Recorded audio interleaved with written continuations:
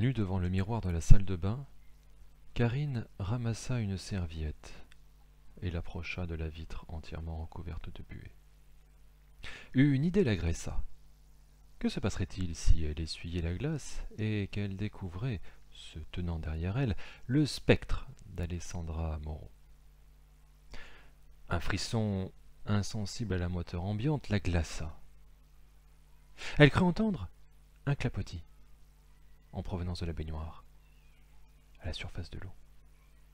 Elle sursauta et se retourna, terrifiée. La baignoire était évidemment vide. Debout, devant le miroir, Karine tenait toujours la serviette entre ses mains. Elle devrait surmonter ses craintes et libérer les reflets prisonniers de la condensation si elle voulait se coiffer, car Sergio ne tarderait pas à rentrer. Elle inspira et de 2 gestes brusques passa le torchon sur le verre lisse. Elle saisit son reflet, prit conscience de sa mine effrayée et constata qu'il n'y avait personne, ni quoi que ce fût d'anormal derrière elle. Elle rit nerveusement. Elle hoqueta quand un deuxième bruit émana de la baignoire. Elle regarda et se figea, dans un silence autrement plus terrifiant que l'ensemble des hurlements criés depuis que l'humanité existe.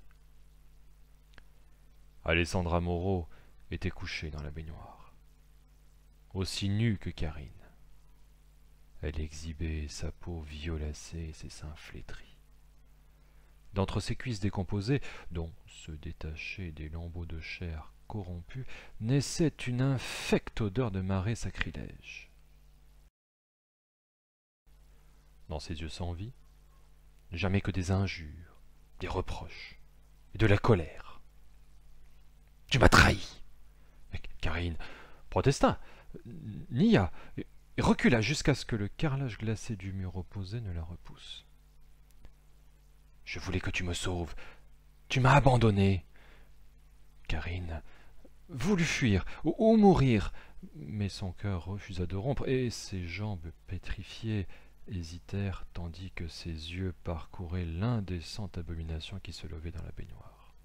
« Je vais t'emmener avec moi, dans les limbes, parmi les morts. » La morte se leva sans troubler l'eau. Pas une seule goutte ne ruisselait le long de son corps putréfié qu'elle exhibait sans pudeur.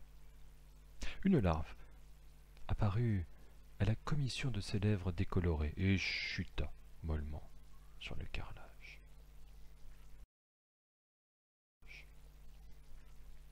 Karine aurait voulu sortir, mais en lieu et place de la porte de la salle de bain était dressé un mur de pierre grossièrement assemblé. Prisonnière de son supplice, elle était emmurée vivante dans la pièce que la morte venait de muer en tombeau. Elle frappa sans briser les poignets sur les blocs qui scellaient sa salle de bain aussi fatalement que son destin. Elle se retourna en quête d'une issue providentielle et revint, fébrile et défaite, sur la vision d'épouvante qui se prosternait, indécente et visqueuse, glacée et maléfique devant elle. La pourriture qui émanait du corps d'Alessandra pervertit tous les sens de Karine. La revenante offrait une vision impie, libérait des odeurs fétides, instillait la pestilence jusque dans la bouche de son infortunée spectatrice, imposait un silence de mort, et si Karine avait eu l'outrecuidance de la toucher, ses doigts se seraient sans nul doute enfoncés dans les chairs défuntes comme en un fruit pourri rongé par les vers nécrophages.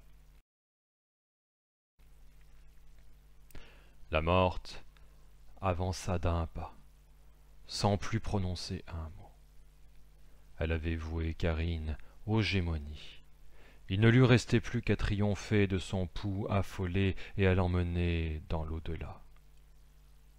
Karine gaspilla les vestiges de son énergie sur les ultimes coups qu'elle porta contre le mur, et remarqua à cet instant que la porte était réapparue.